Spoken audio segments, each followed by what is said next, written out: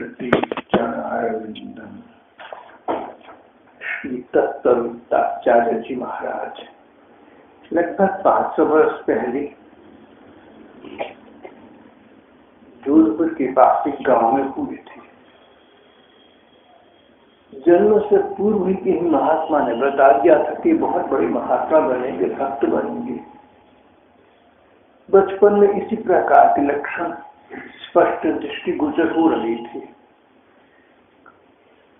इनका मन अपनी छोटी उम्र में भी श्री कृष्ण में लगा रहता था।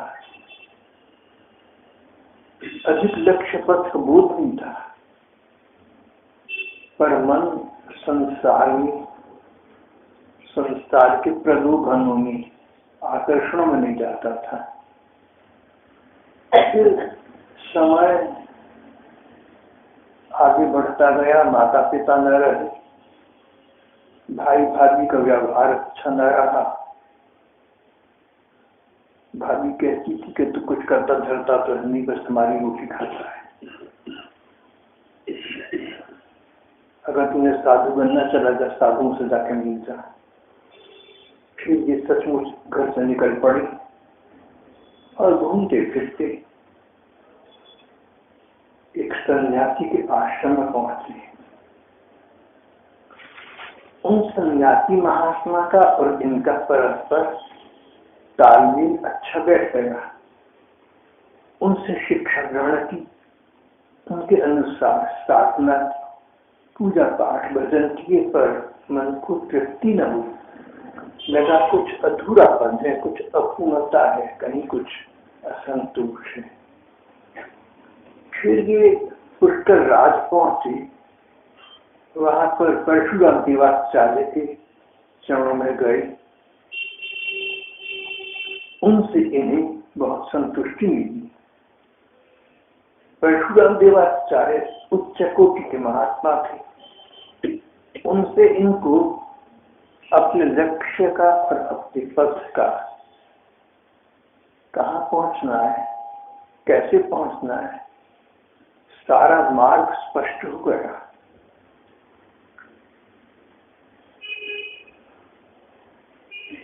श्री कृष्ण के चरणों में अनुराग होना सारे संसार की सर्वोपरि वार्ता है। इसके अतिरिक्त, इससे ऊपर, इससे अच्छा तो संसार में कहीं कुछ है ही नहीं। इनका मन श्री कृष्ण के प्रति प्रेम भाव में लग गया। इतना लग गया कि श्री कृष्ण के अतिरिक्त न कोई चर्चा करती, न कोई वार्ता करती, और दूसरा कोई कहता करता तो कह देते भैया तत्व की बात कहो। श्री कृष्ण का भजन ही तत्व है। इसलिए इनका नाम तत्ववेत्ता पड़ गया। तत्व को जानने वाली, तत्व बारीकी की बात, गहराई की बात, तत्ववेत्ता, उसके लिए सबसे बड़े ज्ञानी हो गए। इनका नाम भी तत्ववेत्ता पड़ गया। तत्ववेत्ताचार्य अभी पुष्कर में रहकर अपने गुरुदेव के अनुसार श्री राधा कृष्ण की प्राप्ति के लिए साधना कर रहे थे कि एक दिन अचानक उनकी भेंट उन सन्यासी महात्मा से हुई जिनसे पहले इन्होंने शिक्षा प्राप्त करके साधन भजन के पथ पर अग्रसर होना चाहा था। वे सन्यासी महात्मा इनसे मिले।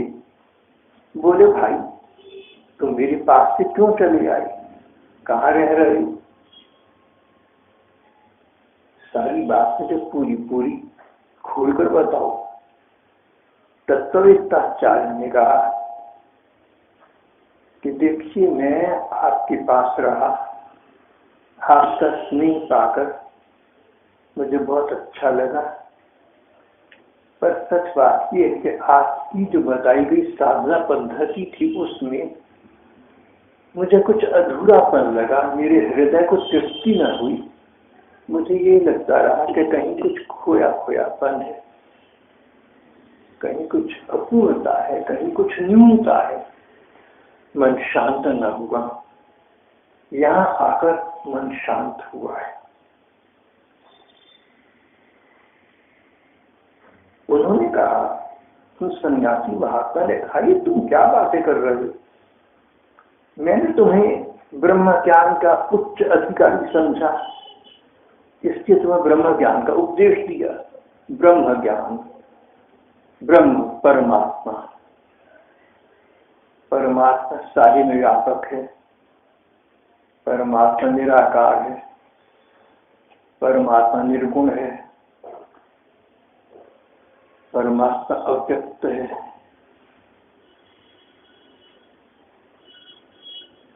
ऐसा जीवन मनुष्य को बनाना चाहिए कि एक दिन जैसे बूंद समुद्र मिल जाए,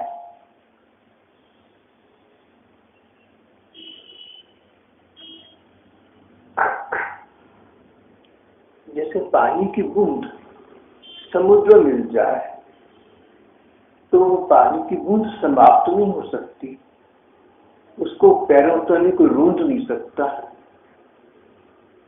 धूप में सूख नहीं सकती। बूंद तो महासागर का, समंदर का अंग बन गई। इसी प्रकार साधना करके व्यक्ति, उसका जीवात्मा परमात्मा में लीन हो जाता है। जीव की आत्मा, मनुष्य की आत्मा परमात्मा में लीन हो जाती है। जैसे बूंद पानी में, जैसे पानी में बूंद मिल गई, अब बूंद की हानि कोई कर नहीं सकता। इसी प्रकार जिसका आत्मा परमात्मा मिल गया, उस जीवात्मा को बार बार जन्म लेना पड़ता, उसे माया मोह नहीं सता पाती, उस पर प्रकृति का कोई नियम लागू नहीं होता। वो तो परमात्मा से, परम तत्व से मिल गया, बात समाप्त हो गई। बड़े बड़े विद्वानों ने, किसी ने इसे मोक्ष कहा, किसी ने इसे मुक्ति कहा, किसी ने इसे निर्वाण कहा। शब्द कुछ भी हो, भाव स्पष्ट है। जैसे बूंद समुद्र मिलकर अपना अस्तित्व तो खो बैठती है, पर समाप्त कभी नहीं हो सकती। इसी प्रकार जीवात्मा परमात्मा में विलीन हो जाए तो समाप्त कभी नहीं हो सकता, उसकी हानि नहीं हो सकती, उसको तो आनंद प्राप्त हो जाता है। निराकार ब्रह्म की उपासना का ये सारा सिद्धांत है। निराकार उपासना, निराकार परमात्मा है, उसकी बात हो रही है। दोनों प्रकार की महापुरुष संसार में हैं। जो निराकार ही को मानते हैं वो भी हैं, और जो साकार भी मानते हैं सो भी हैं। निराकार को मानने वाले साकार वालों को अधिक महत्व नहीं देते।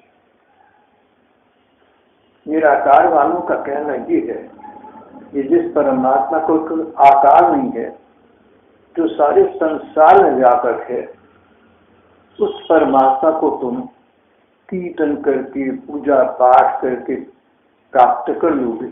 ये बात मजाकिया है, हास्यास्पद है। ऐसा कैसे हो सकता है? साकारवाद वाली अपनी बात करती, उनका कहना ये है कि परमात्मा निराकार हैं तो सर्वसमर्थ भी है, सब कुछ कर सकते हैं। भक्तवत्सल भी हैं, भक्तों का मन रखना जानते हैं। न कहीं कोई और बात। निराकार सर्वसमर्थ परमात्मा भक्तों का मन रखने के लिए आकार रूप में, आकृति रूप में, साकार रूप में प्रकट हो जाते हैं। जो उनको चाहता है उससे वे प्रेम करते हैं। इस प्रकार दोनों के अपने उच्च सिद्धांत हैं। साकारवाद का प्रचलन अधिक लोकप्रिय हुआ। सन्यासी महात्मा कहने लगे कि मैंने तुम्हें ब्रह्म ज्ञान का उपदेश किया था, उसका अधिकारी समझा था, पर तुमने ब्रह्म ज्ञान से सुख प्राप्त नहीं किया और तुम वैष्णवों की, भगवान विष्णु की, विष्णु कृष्ण नाम, तुम वैष्णव के चक्र में फंस गए। भैया ब्रह्म ज्ञान का उपदेश तो बड़े बड़े किसी अधिकारी को दिया जाता है, किसी ऊंचे व्यक्ति को दिया जाता है। तुम्हें अधिकारी समझकर मैंने इसका उपदेश दिया था। वेदों में, उपनिषदों में मुख्यतः निराकार ब्रह्म का प्रतिपादन है, पर उन्होंने कहीं भी साकार ब्रह्म का खंडन नहीं किया। उसको ये नहीं कहा कि गलत बात है, भगवान साकार हो नहीं सकता। एको ब्रह्म द्वितीयो नास्ति, एक परमात्मा ही संसार में सत्य है, व्यापक है, सर्वव्यापक है। परमात्मा के अशुद्ध सत्य कुछ है ही नहीं। ये जो संसार दिख रहा है ये तो सपना है, ये तो माया है, ये तो भ्रम है। वास्तव में संसार की कोई सत्ता नहीं है, सत्ता एकमात्र परमात्मा की है। उस परमात्मा में लीन होना ही जीवन का वास्तविक लक्ष्य है। इस प्रकार का विचार निराकारवादी, ब्रह्मवादी महात्मा दिया करते हैं। प्रायः जितने लोग संन्यास धारण करते हैं वे निराकार ब्रह्म को मानने वाले होते हैं। ये सन्यासी महात्मा बोले कि मैंने तुम्हें बहुत ऊंचा अधिकारी समझकर ब्रह्म ज्ञान का उपदेश दिया था, तू वैष्णव भक्तों के कुचक्कर में कैसे फंस गए? तत्वविद्याचार्य बोले, महाराज यहाँ आकर मुझे पता लगा कि जिस ब्रह्म की आप बात कर रही हैं, जिस निराकार परमात्मा की आप बात कर रही हैं, उस परमात्मा का अस्तित्व, उस परमात्मा की मान्यता तो ठीक है, पर हम लोगों की कांति नहीं है। और ये तुम क्या कह रहे हो? दोनों की बातचीत होती रही, कुछ निष्कर्ष न निकला। तत्ववेत्ताचार्य चलने को उद्यत हुए। सन्यासी महात्मा ने कहा, थोड़ा रुको। एक मिट्टी का घड़ा लेकर आए, उसमें थोड़ा पानी भर दिया। बोले, अपने नए गुरु जी को मेरी ओर से ही उपहार दे देना। इनकी समझ में आया न आया, पानी का घड़ा लेकर अपने गुरु जी के पास पहुंचे। उनको बताया, महाराज आज मेरी अपने सन्यासी गुरु से भेंट हुई। जब बताया कि आपसे मैंने साकार भगवान की दीक्षा ली है, तो उनका मुख उदास हो गया और उन्होंने मुझसे पानी का घड़ा आपके पास ले आने को कहा। ये सुनकर परशुरामाचार्य नई गुरु हंस पड़ी। बोले, ठीक है। उन्होंने पानी के उस घड़े में कुछ बताशे मिला दिए और बोले कि अब उन सन्यासी महात्मा को ये घड़ा वापस करा।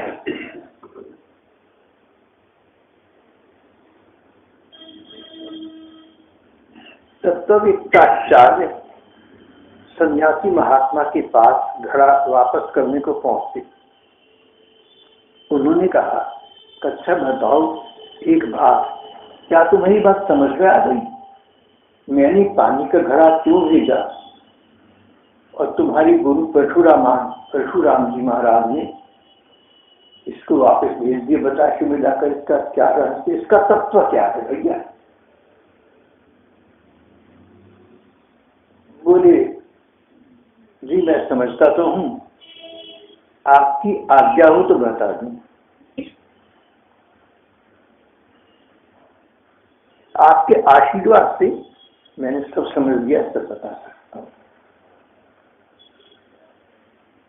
आपके आशीर्वाद से मैंने सब समझ लिया, सब बता सकता हूं। दूसरा का सम्मान रखो। अब ये साकार गुरु के क्षण में आ चुके थे। निराकार सन्यासी महात्मा से इनका कोई संबंध नहीं रहा था। संबंध किसी से हो या न हो, सम्मान सबका रखना चाहिए। सबका आदर रखो। स्पष्टवादिता ठीक नहीं होती। एक वृंदावन में महात्मा थे, एक लड़का वहीं रहता था। उसकी बोली कुछ स्पष्टवादिता की अक्खड़ सी बोली थी। एक दिन वो बड़ी महात्मा मुझसे मिली। मैंने कहा भाई वो लड़का तो मैं मिला होगा। बोले हाँ जी मिला था, उसने जयराम जी की मारी थी। मैंने कहा जयराम जी की मारी, जयराम जी के गोली तीर है तो मारी, ये तो क्या कह रहे हो? हंसने लगा। मेरे तो इसका प्रेम भाव। बोला भाई साहब ऐसी बात है, उसकी बोली ऐसी है। बोला मेरे पास जाता जयराम जी की,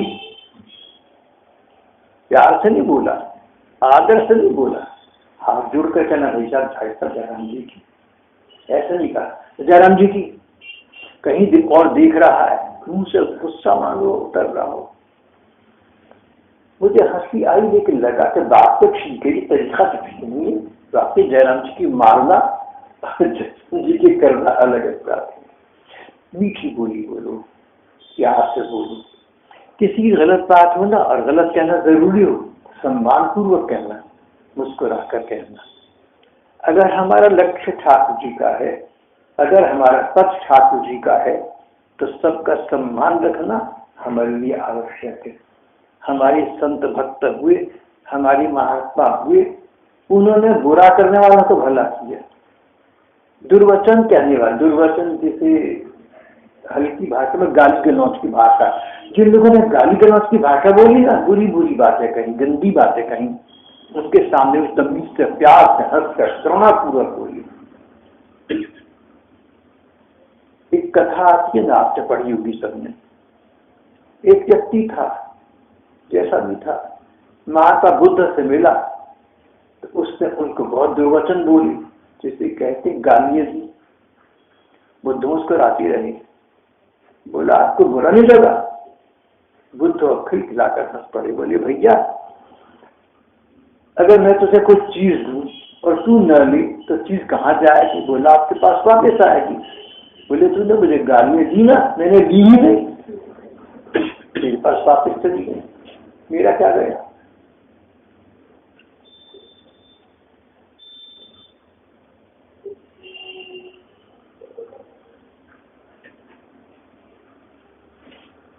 और एक बहुत हल्की कहावत, लेकिन बड़ी ठीक है।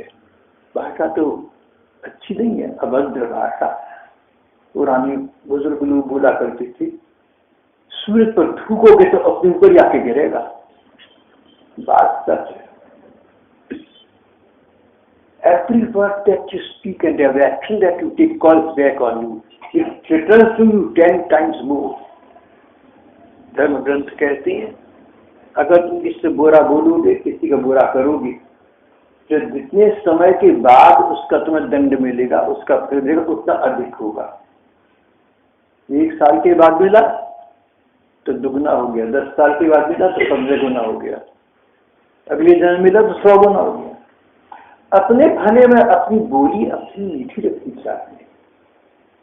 वैसे भी भगवान के जो भक्त हैं वो तो किसी को मुंह तोड़कर जवाब नहीं दिया करते। अपना लक्ष्य निर्धारित कर लो पहले। क्या तुम्हारा लक्ष्य भगवान को पाना है? क्या तुम्हारा लक्ष्य श्री कृष्ण के पथ पर चलना है?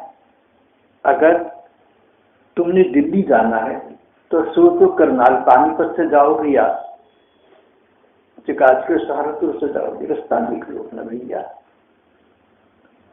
अपना मार्ग देख लो। भगवत जनों का मार्ग स्पष्ट है, विनम्रता का मार्ग। Humility is the badge of all our tribe. एक ईसाई था, अच्छा नहीं था, कुछ नीच स्वभाव का था, कंजूस था।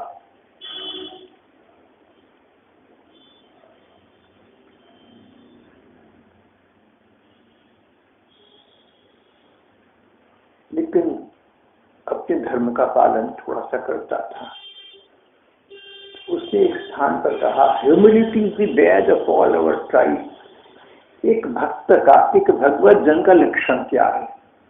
किसी के मन में क्या है किसी को क्या पता, आपके मन में क्या है, मेरे मन में क्या है, दूसरों के मन में क्या है, हमें नहीं पक्का पता। लेकिन व्यवहार वाणी सुनाई पड़ती है, दिखाई देती, इनका तो सबको पता है ना।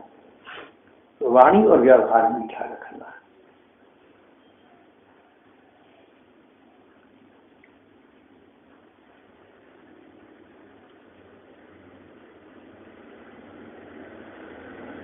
बोले मुझे परशुराम जी ने, गुरु जी ने तो कुछ नहीं कहा, पर आपके आशीर्वाद से मैं सब समझ गया हूं, सम्मान रखा। बोले अच्छा भैया बता क्या समझा? बोले आपने पानी का घड़ा उनके पास भेजा, घड़ा जिसमें जगह खाली हो उसको घड़ा कहते हैं। घड़ा तो खाली होता है ना, बाद में पानी भरते हैं, भले आप चाहें तो पानी के बजाय तेल भर दें, कुछ न भरो तो हवा तो रहेगी। हमारे शरीर को वेदांत धर्म ग्रंथों ने घट कहा है। घट का मतलब घड़ा, घटाकाश का मतलब वो खाली जगह, आकाश खाली जगह जो घड़े के अंदर होती है। अभी कोई घड़ा बाहर पड़ा हो ना, खाली पड़ा तो अंदर खाली होगा तो क्या होगा, हवा होगी। उसको खाली जगह को आकाश कहा गया। इसको भी आकाश इसीलिए कहते हैं, खाली जगह पड़ी है। खाली जगह पड़ी इसकी हमें नीली नजर आती है, जैसे पानी बहुत हो समुद्र में तो नीला नजर आता है। चलिए, तो तत्ववेत्ताचार्य कहने लगे कि महाराज जी आपने पानी से भरकर घड़ा भेजा, आपका मतलब था ये कहने का कि इस घड़े को, यानी इनको तत्ववेत्ताचार्य को उन्होंने भर दिया है ज्ञान से। ज्ञान से भर दिया जिस घड़े को, पानी डाल दिया ना घड़े में, तो अगर मिट्टी के घड़े में पानी भर दिया, जैसे हमारा जो शरीर है या मस्तिष्क है ये तो खाली होता है, इसके अंदर ज्ञान भर दिया। बोले ठीक है, तुम ठीक कहते, मेरा मतलब यही था कि मैंने इसके अंदर पहले ज्ञान का सागर भर दिया, अब तुम इसे क्या सिखाओगे? तो बोले अच्छा बताओ। उन्होंने बताशी डालकर वापिस वही घड़ा क्यों कर दिया? हंस पड़े। बोले जी उन्होंने इसको मीठा कर दिया। शुष्क ज्ञान, केवल ज्ञान काफी नहीं है, किताबी ज्ञान की जरूरत क्या है? भगवान के प्रेम का कण मिलता है तो जीवन मधुरिम हो जाता है, हरा भरा हो जाता है, उस पर संतोष का संचार होता है, सुख और आनंद की वर्षा हो जाती है। प्रेम देव श्री कृष्ण है। तो मेरे इन गुरु जी ने कहा कि श्री कृष्ण प्रेम देव है, इन श्री कृष्ण का भजन करना ही अपने जीवन को मीठा करना है। आपने खाली घड़ा, आपने पानी से भरा घड़ा भेजा, आपका प्रतीक, आपका भाव ये था कि इस लड़के को मैंने भेजा, इस आदमी को भेजा, मैंने इसके मस्तिष्क रूपी घड़े में ज्ञान भर दिया है। अब बोलो क्या कहते हो? उन्हें ज्ञान तो आपने भरे, मिठास नहीं भरा, प्रेम का आनंद नहीं भरा, मैंने वो भर दिया। बताइए। सन्यासी महात्मा प्रसन्न लगे, बोले तुम ठीक कहते हो, मेरा भाव भी यही था, उनका भाव भी यही है, तुमने ठीक समझा भैया। मुझे बहुत प्रसन्नता है कि जैसा गुरु वैसा चेला मिले तो बात बनती है। जैसा गुरु वैसा चेला, नहीं तो क्या होगा? नरक में ठेलम ठेला, दोनों लड़ो। देखो ना, जिस गुरु और चेले की बनती आपस में यहाँ नहीं, इसके आगे भी नहीं बनेगी तो झगड़ा।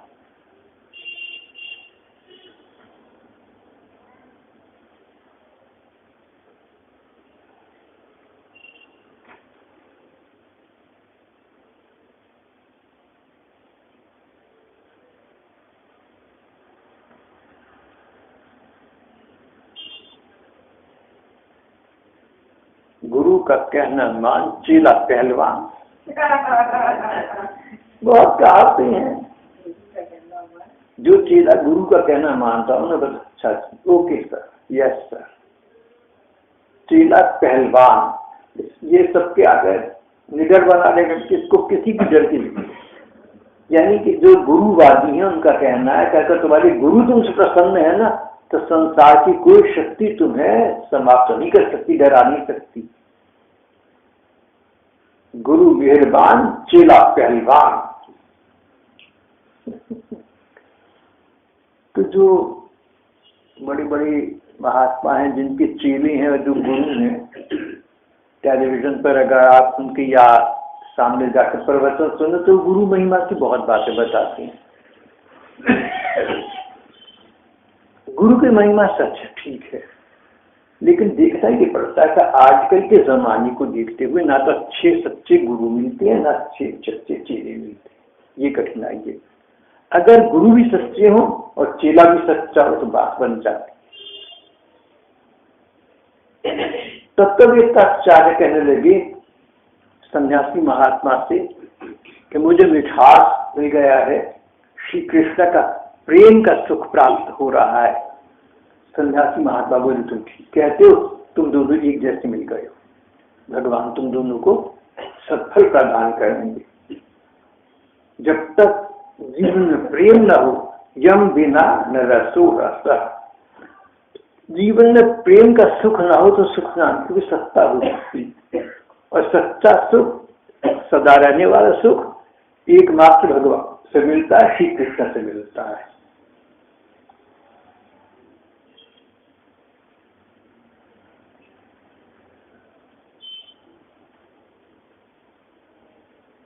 फिर दोनों की और भी बातचीत हुई, बहुत अच्छी बात हुई। तत्ववेत्ताचार्य तत्व की बात कही जो सन्यासी महात्मा ने गुरु होने के बावजूद नहीं कही या नहीं समझी थी। दोनों मन की सच्चे थे, एक दूसरे का सम्मान रखते थे। इसकी वार्ता बहुत मधुर, बहुत अच्छी हुई। बस बात यहाँ आकर ठहरी कि संसार में दोनों प्रकार के पदार्थ हैं, जड़ भी और चेतन भी। जड़ से चेतन में परमात्मा की सत्ता आधार है। चेतन पदार्थ में कीड़ी मकौड़ी पशु पक्षी और मनुष्य सभी सम्मिलित हैं। इन सब जीवों में मनुष्य सबसे अधिक भगवान की सत्ता अपने अंदर रखता है। God made man in his own image. Shvetashvatara Upanishad में कहा गया है कि जितने जीव हैं संसार में ये परमात्मा का अंश है, कोई कम कोई अधिक। ममई वांशो जीव रूप ब्रह्मलोक सनातन है। गीता का कुछ ऐसा श्लोक है, शायद ये ठीक मैंने नहीं बोला है। ममई वांशो जीव, ठीक नहीं याद आ रहा है। मदन मोहन साहब से पूछूं, कल सुबह आएंगे ना, आप पूछता हूँ, मैं नहीं पूछूंगा, आप पूछ लेना। भाई साहब का हमारे श्लोक नहीं आ गया तो तू बता, एकदम बता देगा। गीता के अध्याय का ये श्लोक, ममई वांशु ब्रह्मभूत ममई वांशु जीवभूत ब्रह्मलोक सनातन है, शायद ऐसा। इसका अर्थ हिंदी में ये है कि जीव मात्र भगवान का ही अंश है। जैसे हर चिंगारी अग्नि का अंश है, इस प्रकार हर जीव परमात्मा, कोई कम कोई ज्यादा। जैसे बिजली के बल्ब, कोई कम कोई ज्यादा। पावर वही है, सत्ता वही है, ऊर्जा का स्रोत वही है।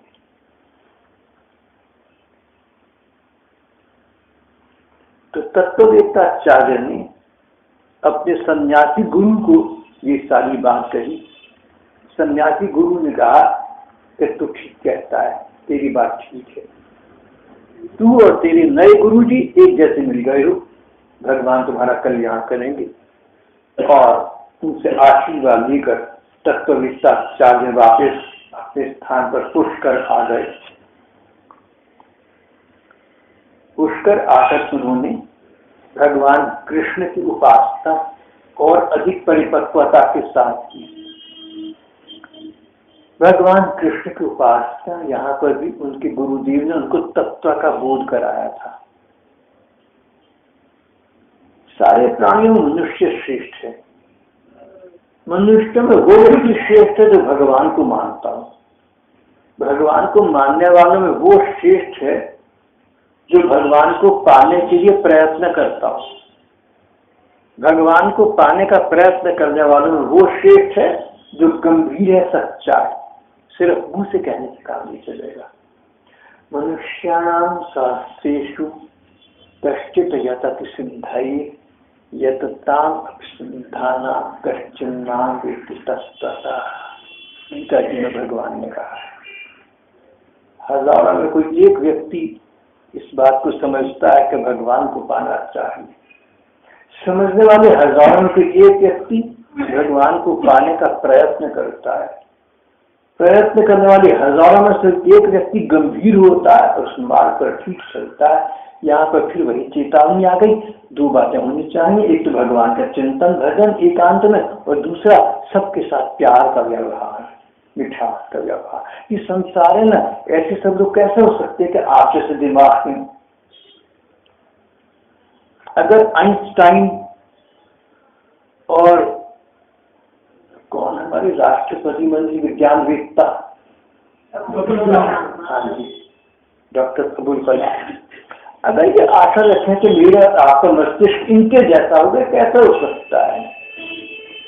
आइंस्टाइन के, न्यूटन के आसपास हम कहाँ जा सकते हैं? उन्होंने क्या क्या बताइए, विज्ञान की बड़ी बड़ी इजाद आविष्कार कर दिया, तो हमें तो समझ ही नहीं आता कैसा करा।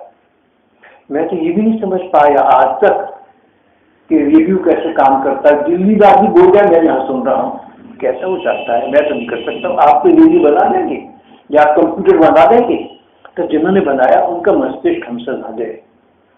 अब वो लोग ये आशा रखे कि हमारा मस्तिष्क उनके जैसा होगा, तो कैसा हो सकता है? हम तो उनके आगे कुछ भी नहीं है। इस प्रकार जीवन की प्रत्येक विधा में मस्तिष्क अलग अलग है।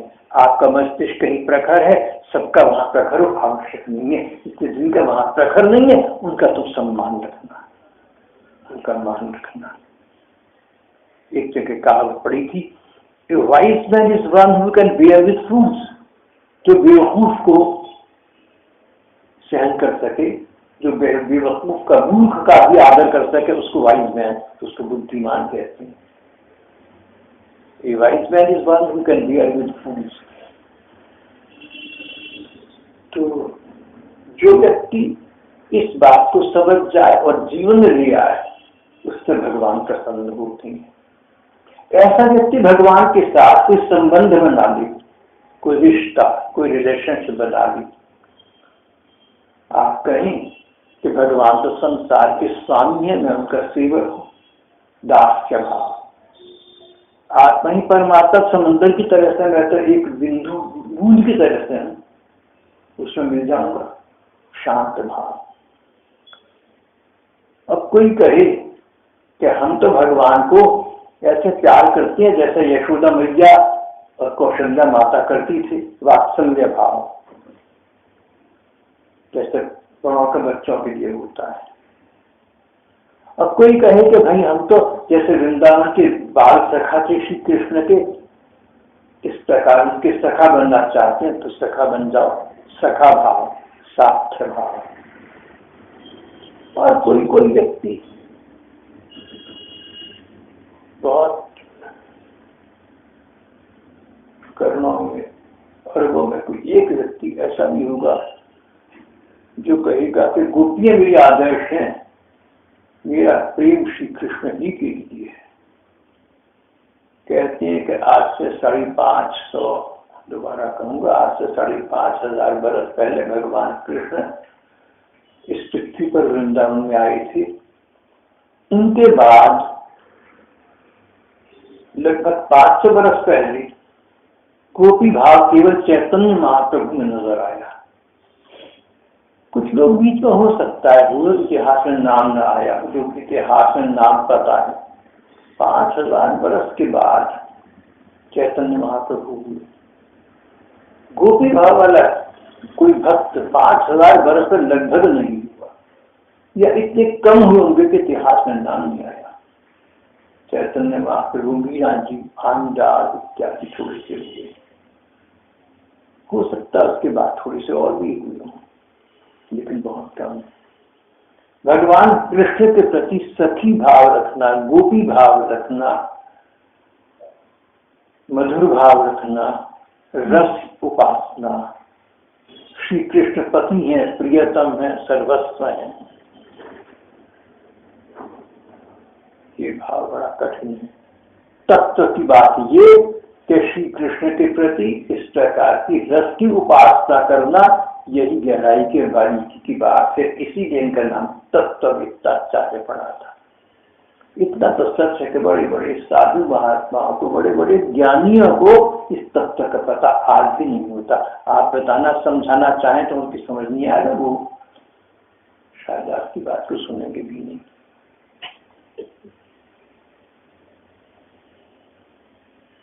तत्ववेत्ताचार्य लगभग 100 वर्ष संसार में रही।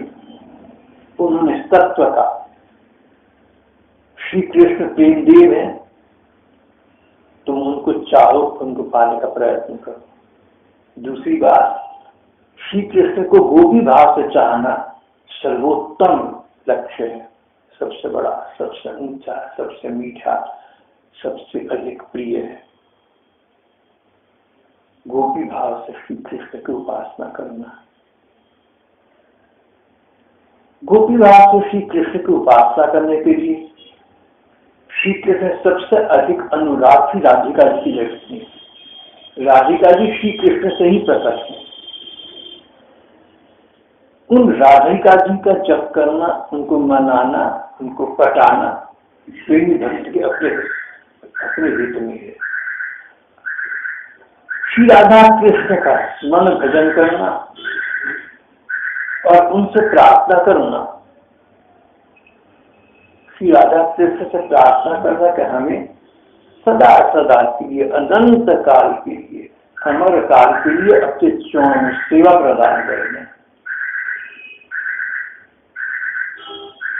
भगवान का एक विचित्र स्वभाव, एक लक्षण है।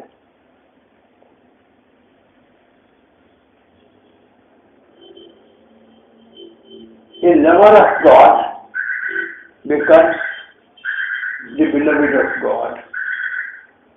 जो भगवान को प्रेम करता है, भगवान को सबकी प्रेमिका बना लेते हैं। ऐसे प्यार करते हैं जैसे वो नायक नायिका को। इश्क अल्लाह मजहब अल्लाह अलबस्तामी में रिचार्ज।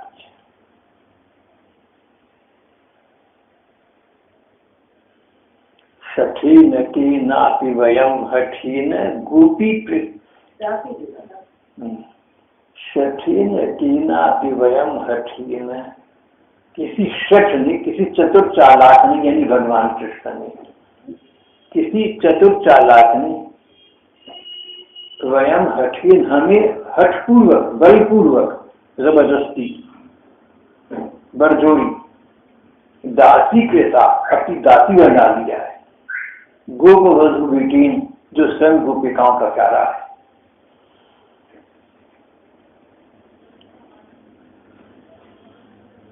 एक महात्मा ने कहा कि मैं तो निराकार ब्रह्म को मानता था, पर श्री कृष्ण ने ऐसी झलक दिखाई कि मुझे सदा के लिए अपनी दासी बना लिया।